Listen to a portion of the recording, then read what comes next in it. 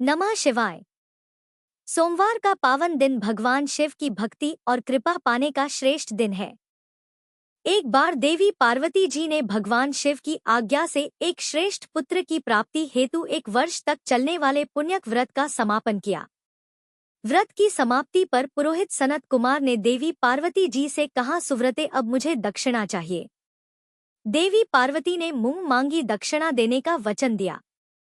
बस फिर क्या था, पुरोहित बने सनत कुमार ने अस्वाभाविक दक्षिणा की याचना की। देवी, इस व्रत में दक्षिणा स्वरूप आप मुझे अपने पति को दीजिए। यह सुनते ही मानो देवी पार्वती पर तो वज्रपात हो गया हो। वे व्याकुल होकर विलाप करती हुई मूर्छित हो गई। देवी को मूर्छित देखकर श्री ब्रह्मा, विष्णु और मुनियों को हंसी आ गई। उन्होंने देवी पार्वती को समझाने के लिए भगवान शिव को भेजा।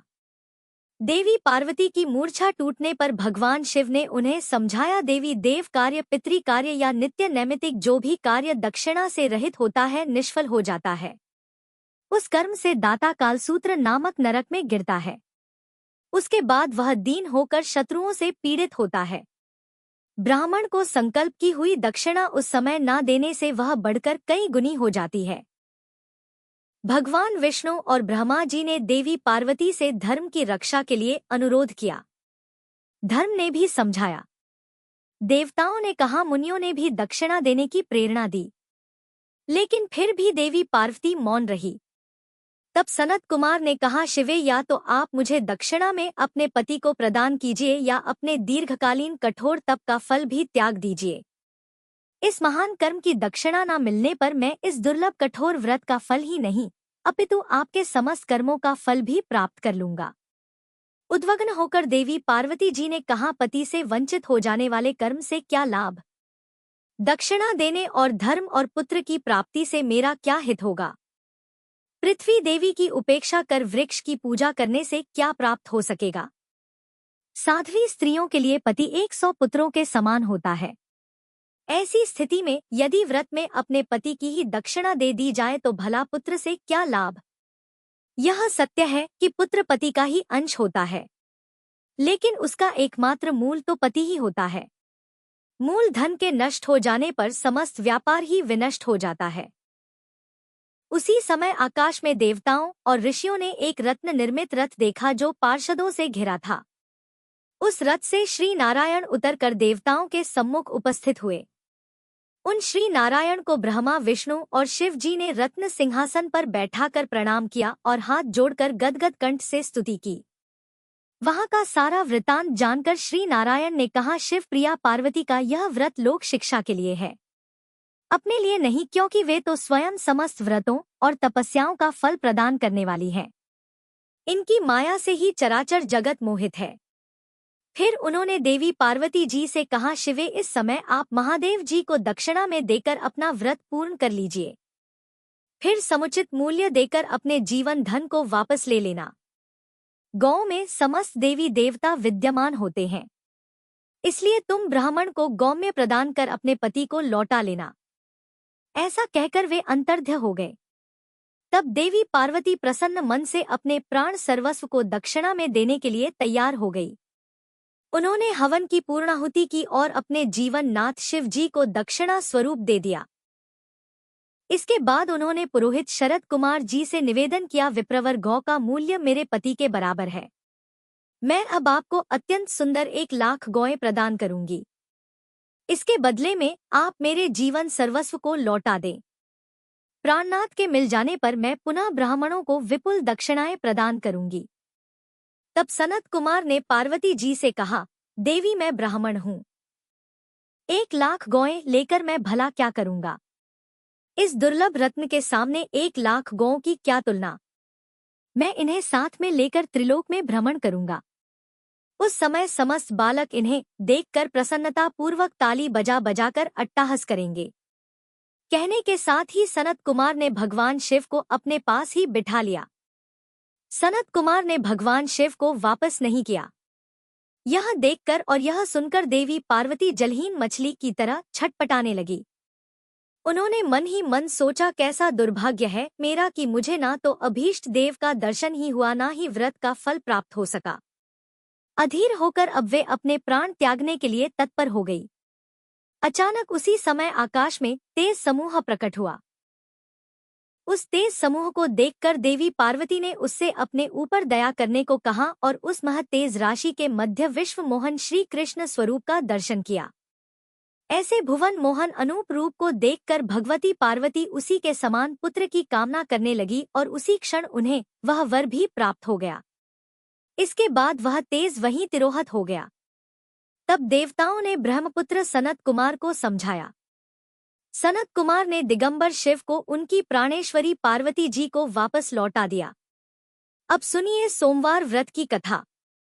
एक बार किसी नगर में एक साहूकार था। उसके घर में धन की कोई कमी नहीं थी, लेकिन कोई संतान न होने के कारण वह बड़ा दुखी था।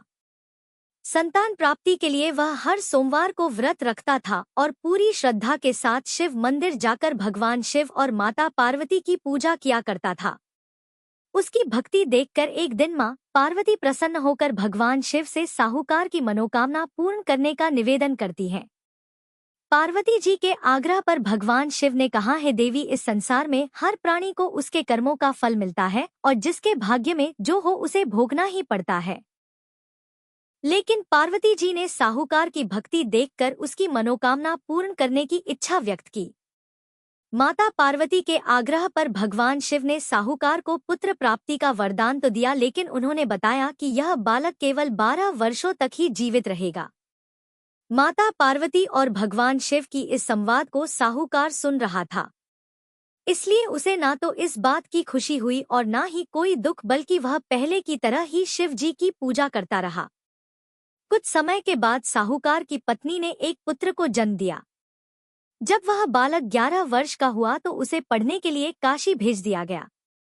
साहूकार ने पुत्र के मामा को बुलाकर उसे बहुत सारा धन देते हुए कहा कि तुम इस बालक को काशी विद्या पढ़ने के लिए लेकर जाओ। तुम लोग रास्ते में यज्ञ कराते जाना और ब्राह्मणों को भोजन दक्षिणा देते हुए जाना। दोनों मामा भांजे इसी तरह यज्ञ कराते और ब्राह्मणों को दान दक्षिणा देते काशी नगरी निकल पड़े।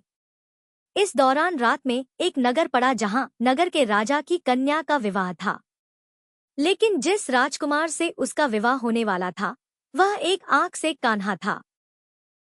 राजकुमार के पिता ने अपने पुत्र के कान्हा होने की बात को छुपाने के लिए सोचा, क्यों ना उस साहूकार के पुत्र को दूल्हा बनाकर राजकुमारी से विवाह करा दूं और विवाह के बाद इसको धन देकर विदा कर दूंगा और राजकुमारी को अपने नगर ले आऊंगा। लड़के को दूल्हे के वस्त्र पहनाकर राजकुमारी से विवाह करा दिया गया। साहूकार का पुत्र ईमानदार था, उसे यह बात सही नहीं लगी, इसलिए उसने अवसर पाकर राजकुमारी के दुपट्टे पर लिख दिया कि तुम्हारा विवाह तो मेरे साथ हुआ है, लेकिन जिस राजकुमार के संग तुम्हें भेजा जाएगा वह एक आंख से कान्हा है। मैं तो काशी विद्या पढ़ने जा रहा हूँ। जब राजकुमारी ने चुन्नी पर लिखी बातें पढ़ी तो उसने अपने माता पिता को यह बात बताई। राजा ने अपनी पुत्री को विदा नहीं किया, फिर बारात वापस चली गई। दूसरी ओर साहूकार का पुत्र और उसका मामा काशी पहुंचे और वहां जाकर उन्होंने यज्ञ किया। जिस दिन साहूकार का पुत्र 12 वर्ष का हुआ उस दिन भी यज्ञ का आयोजन था। लड़के ने अपने मामा से कहा कि मेरी तबीयत कुछ ठीक नहीं है। मामा ने कहा, तुम अंदर जाकर आराम कर लो। भगवान शिव के वरदान अनुसार कुछ ही देर में उस बालक के प्राण निकल गए। मृत भांजे को देखकर उसकी मामा ने विलाप करना शुरू कर दिया। संयोगवश उसी समय भगवान शिव और माता पार्वती उधर से जा रहे थे। पार्वती जी ने भोलेनाथ से कहा, स्वामी, मुझे इसके रोने का स्वर सहन नहीं हो रहा। आप कृपया इस व्यक्ति के कष्ट को अवश्य दूर कीजिए। जब भगवान शिव मृत बालक के समीप गए तो वह बोले कि यह उसी साहूकार का पुत्र है जिसे मैंने 12 वर्षों की आयु का वरदान दिया था। अब आज इसकी आयु पूरी हो चुकी है। लेकिन मातृभाव से विभोर माता पार्वती जी कहने लगी, है महादेव, आप इस बालक को और आयु देने की कृपा करें, नहीं तो इसके वियोग में इसके माता पिता भी तड़प तड़प कर मर जाएंगे। माता पार्वती के पुनः आग्रह पर भगवान शिव ने उस लड़के को जीवित होने का वरदान दिया। शिव जी की कृपा से वह लड़का जीवित हो गया। शिक्षा पूरी करके लड़का मामा के साथ अपने नगर की ओर वापस चल पड़ा। दोनों चलते हुए उसी नगर में पहुंचे जहां उसका विवाह हुआ था। उस नगर में भी उन्होंने यज्ञ का आयोजन किया। उस लड़के के ससुर ने उसे पहचान लिया और महल में ले जाकर उसकी खूब आओ भगत की और अपनी पुत्री को धूमधाम से विदा कर दिया। इधर साहूकार और उसकी पत्नी भूखे प्यासे रहकर अपने बेटे की प्रतीक्षा कर रहे थे। उन्होंने प्रण कर रखा था कि अगर उन्हें अपने बेटे की मृत्यु का समाचार मिला तो वह भी प्राण त्याग देंगे। परंतु अपने बेटे के जीवित होने का समाचार पाकर वे बेहद प्रसन्न हुए। उसी रात भगवान शिव ने साहूकार के स्वप्न में आकर कहा, हे श्रेष्ठी, मैंने तेरे सोमवार के व्रत करने और व्रत कथा सुनने से प्रसन्न होकर तेरे पुत्र को लंबी आयु प्रदान की है। इसी प्रकार प्रिय भक्तों, इस पावन सोमवार व्रत कथा के श्रवण का पुण्य फल आपके जीवन में भी सुख, शांति और समृद्धि का संचार करें। भोलेनाथ की कृपा से आप सभी के सारे दुख दूर हो, मनोकामनाएं पूर्ण हो और हर कदम पर शिव जी का आशीर्वाद सदैव साथ बना रहे। याद रखिए, शिव कथा का श्रवण मात्र से कल्याण संभव है और आज आपने यह सौभाग्य पा लिया है। यह थी आज की शिव कथा। वीडियो पसंद आए तो लाइक करें और हर हर महादेव कमेंट करें।